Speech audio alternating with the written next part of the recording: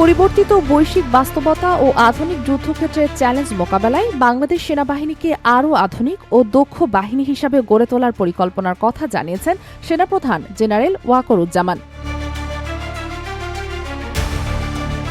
বৃহস্পতিবার সকালে চট্টগ্রামের বাংলাদেশ মিলিটারি একাডেমিতে ৯০তম দীর্ঘমেয়াদী কোর্সের রাষ্ট্রপতি কুচকাওয়াজ অনুষ্ঠানে প্রধান অতিথির বক্তব্যে তিনি বলেন, আধুনিক যুদ্ধক্ষেত্রের চ্যালেঞ্জ মোকাবেলায় বাস্তবমুখী উন্নয়ন পরিকল্পনা গ্রহণ করা হয়েছে। সেনাপ্রধান বলেন, দেশের স্বাধীনতা ও সার্বভৌমত্ব রক্ষায় দক্ষ, আধুনিক ও দেশপ্রেমে উদ্বুদ্ধ সেনাবাহিনীর কোনো বিকল্প নেই। একটি প্রশিক্ষিত ও সুশৃঙ্খল বাহিনী গড়ার লক্ষ্যেই সেনাবাহিনী এগিয়ে যাচ্ছে।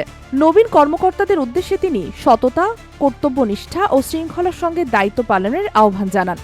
একই সঙ্গে অধীনস্থ সৈনিকদের দক্ষ ও সুপ্রশিক্ষিত করে গড়ে তোলার নির্দেশনাও দেন। অনুষ্ঠানে দীর্ঘ ৩ বছরের প্রশিক্ষণ শেষে মোট ১৮৪ জন অফিসার ক্যাডেট বাংলাদেশ সেনাবাহিনীতে কমিশন লাভ করেন।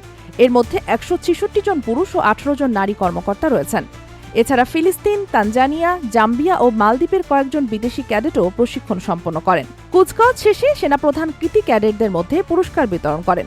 সেরা চৌকুশ ক্যাডেট হিসাবে সোর্ড অব অনার অর্জন করেন battalion senior under officer Khairul Islam. অনুষ্ঠানে ৩ বাহিনীর ঊর্ধ্বতন কর্মকর্তা, অভিভাবক ও গণমাধ্যম কর্মীরাও উপস্থিত ছিলেন। Sheikh Masuma, news desk, daily our Bangladesh.